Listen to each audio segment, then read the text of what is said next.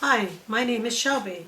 In this tutorial, I'm going to letter the word September, and I'm going to use fall colors.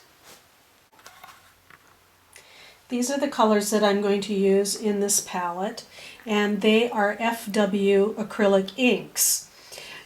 I like these because they will stay nice and strong in their color even as they dry, although watercolor would be very nice as well. One of the things that's going to be different is when I use this Speedball C0 chisel nib pen, I'm not going to use paintbrushes to load the color. Instead, I'm going to dip my pen right into the inks. I'm working on Arches cold press paper, 140 pound, and I like the slightly rough surface for this project. Okay. I've tried this several times and made lots of decisions ahead of time. I was originally going to start with red, but I decided to start with the dark green, so I'm just dipping my pen in, and I will occasionally clean it off, so I'm sure to start with a nice straight line and not a blob. So I'm going to start with the S about right here.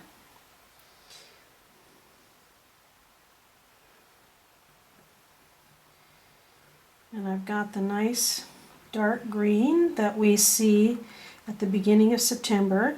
I'm going up on the corner of my pen to get this thin finish to the S, and then I'm coming back up and finishing the S. What I don't really want is to have each letter just one color. So I'm going to get a little more dark green on my pen, but I'm dipping in and wiping off so that it's kind of already a little bit blended in my pen. I'm just going to put a little bit of color in here. One of the things about the acrylic inks is they don't necessarily blend quite as well as the yellow as the watercolors, but that's part of the technique. You can see how this one, the E, starts kind of lighter. I'm going to come back in and get a little bit different color, or yellow, to see if I can lighten that up a little bit. So I want kind of a gradation of fall colors as I write.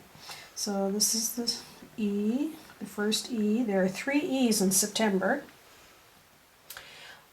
I'm using the examples of the ones I did as practice, not to replicate them, but to just kind of help me make decisions about what to do, what I want to do and what I don't want to do as I go through this time.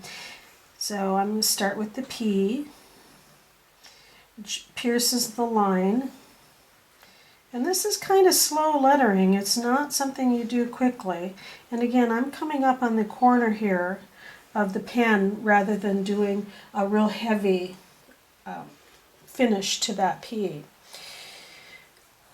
I'm coming back in with the light green, and I want to make the bowl of the P not too big.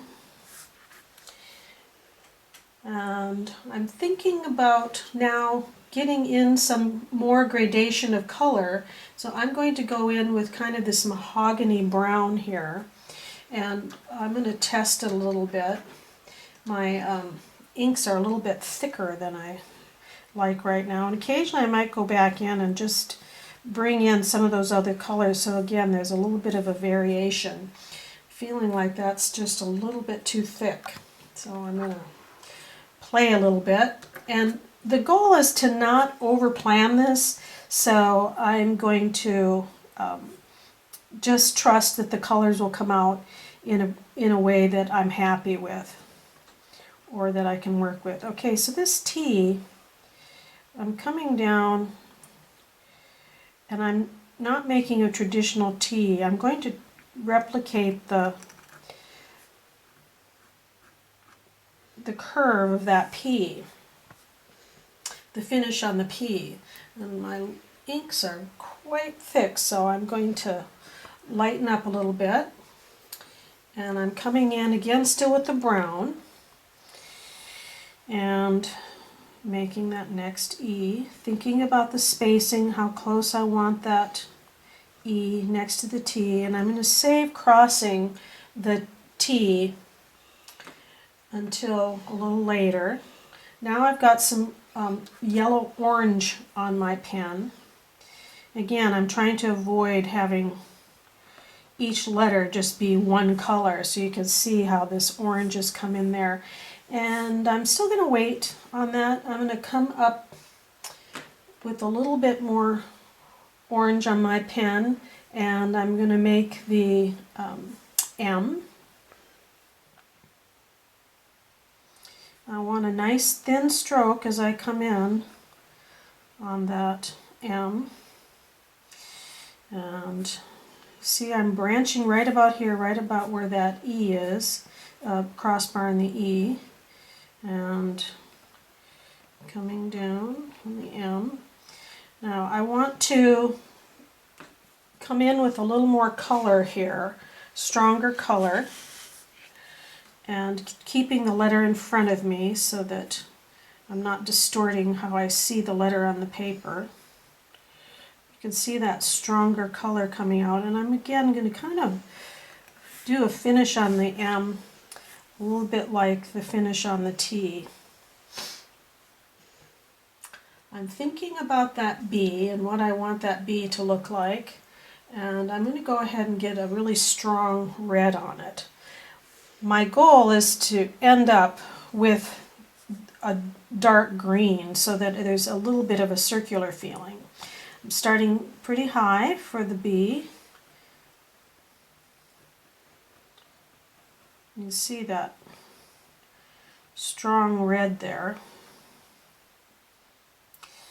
And I'm going to come back in with a dark orange. And here I am branching about here to make that B bowl a lot like the P bowl. See, they're very similar. And I'm going to go ahead and finish that B like this.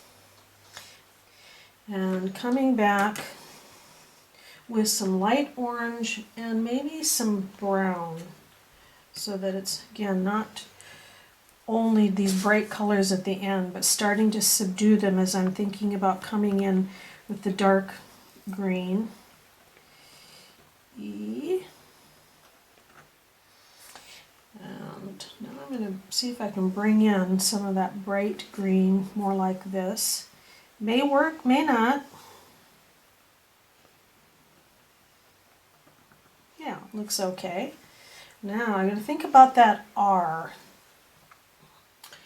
I'm going to come in with not the red again, but the orange, and I'm going to finish it with this darker green. So here's the